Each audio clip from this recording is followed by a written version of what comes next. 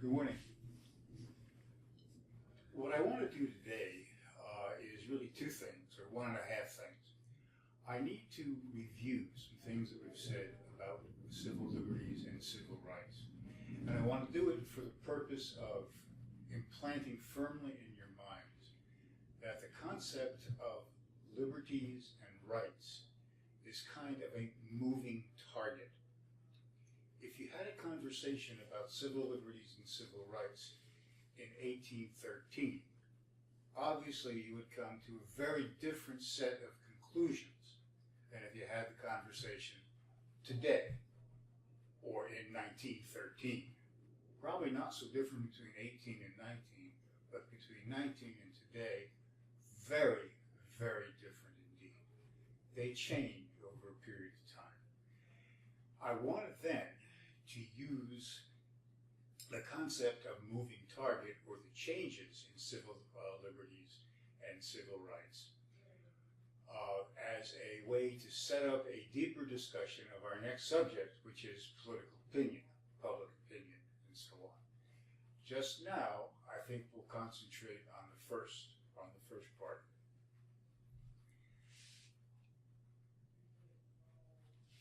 I think that anybody who looks at it very seriously would say that the major difference in the way we consider civil rights today as compared to 100 years ago is that we are much more concerned about individual rights today than we were with property. Let me put it differently. It is said, there are two ways to interpret the Constitution. One is we can say, remember that chapter that I'm sure you all read of the Constitution? Is the Constitution a living document, or is it something written in stone? Now, there's a real argument and a real discussion to be had about that. The terms I'd like you to use are strict constructionist or loose constructionist.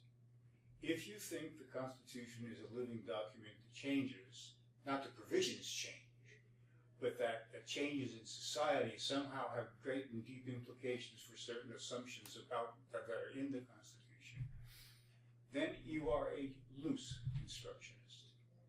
If you think, on the other hand, that the Constitution puts down a bunch of rules and regs and that's the way it is, then you are a strict constructionist. The late Justice Antonin Scalia was the epitome of a strict constructionist. And again, this is not a point of taking sides. There are arguments to be made in both directions. And as usual, everything else we have, this, along with everything else about our system, involves compromise. The laws, civil rights, and civil liberties don't mean a thing until they are applied to concrete situations.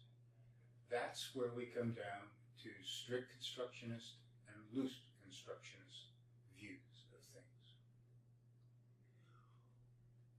What the courts do, what the Congress does, what the president does, the courts usually lead in this for obvious reasons, is trying to construct a series of tests by which they can make a decision about the extent of, or the constitutionality of a particular government act or private act.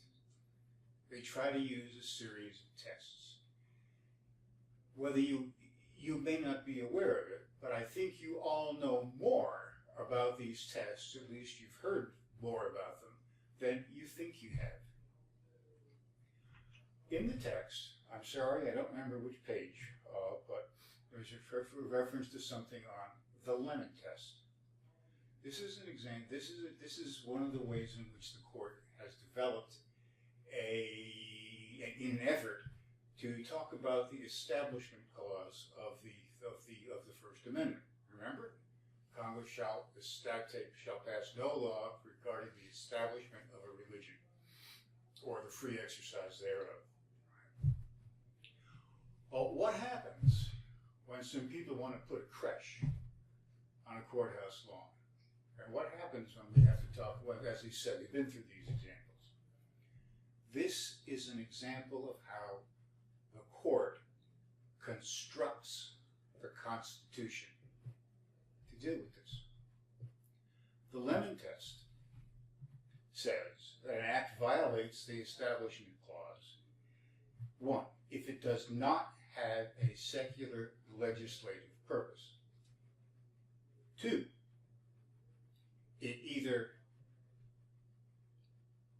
supports or makes more difficult the practice of religion. And 3, results in a further entanglement of the United States government in religious matters. Now, is this strict construction or is this loose construction? You have to decide.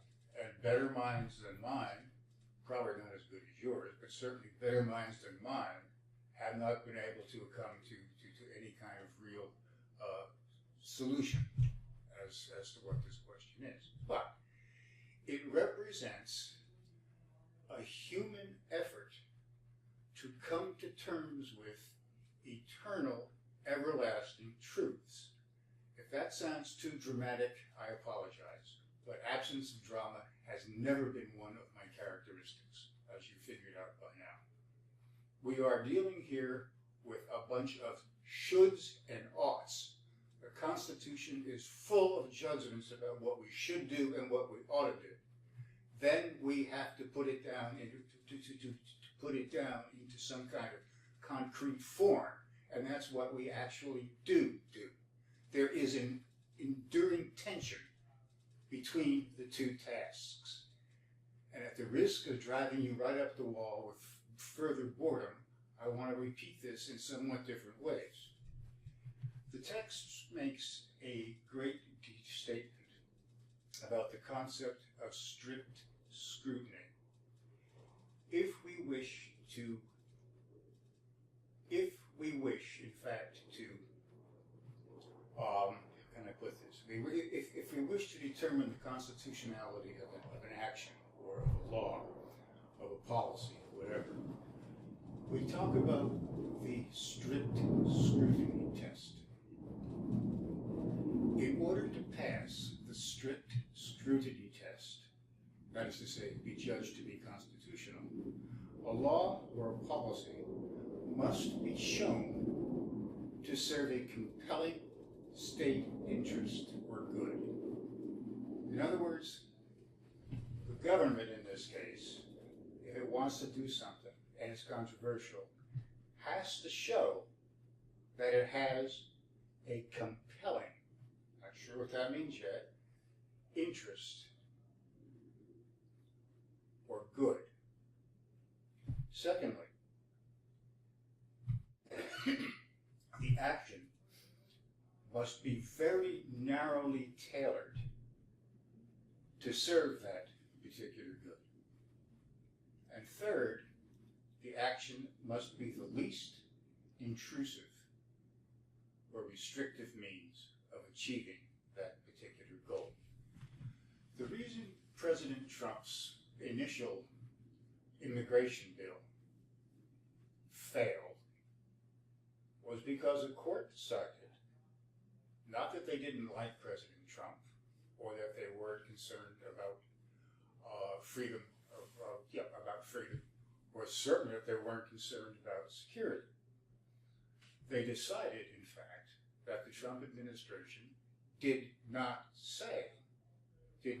demonstrate that allowing people from these particular countries to come into the country would clash or would fulfill the government's overwhelming need to provide security. Now, they could have used other countries, but not these countries. Do you get some sense of how it works? The court said that the government failed to demonstrate that the government had an overriding compelling reason for keeping these people from these 6 countries out.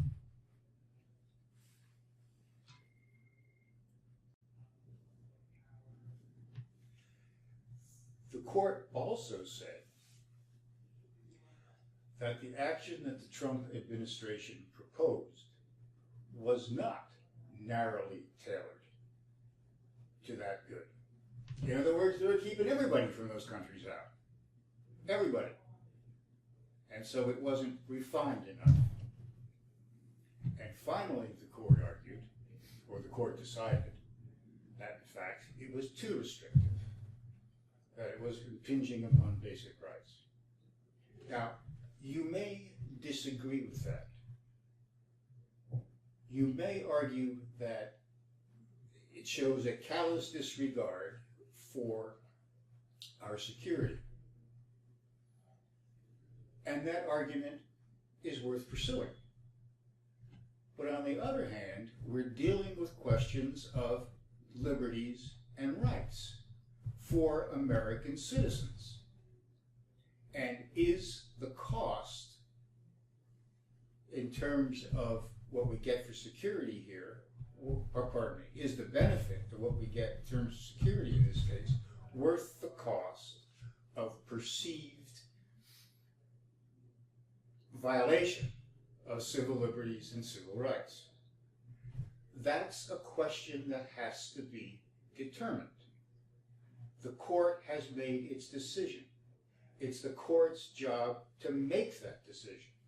And no amount of grousing or disappointment in the whole thing is going to change that.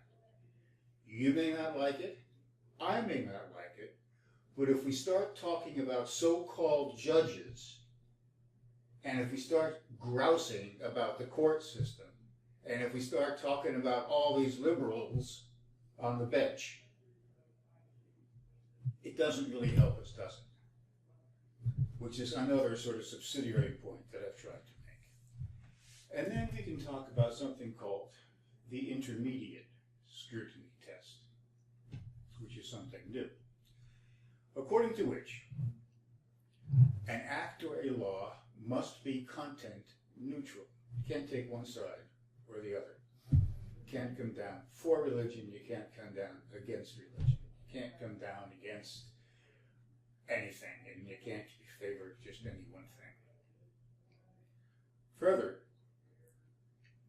the decision or the act must further an important government interest in a way that is substantially related to that interest.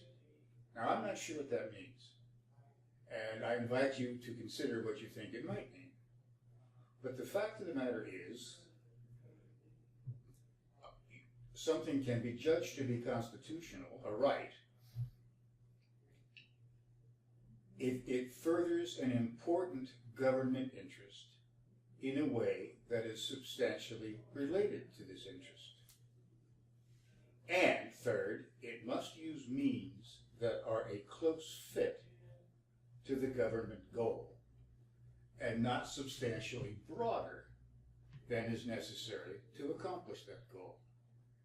In other words, if you want to reduce terrorism, you can't round up everybody that you think. You can't round up everybody with a beard or everybody with a mustache.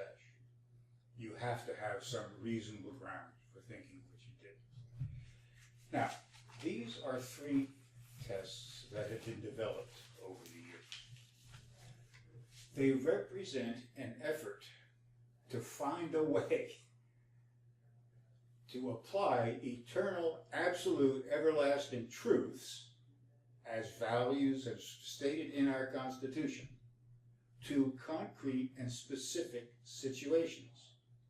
They are human efforts. They are therefore imperfect efforts. And I think any judge, any political scientist would agree with that particular issue. I am not saying there are no absolutes.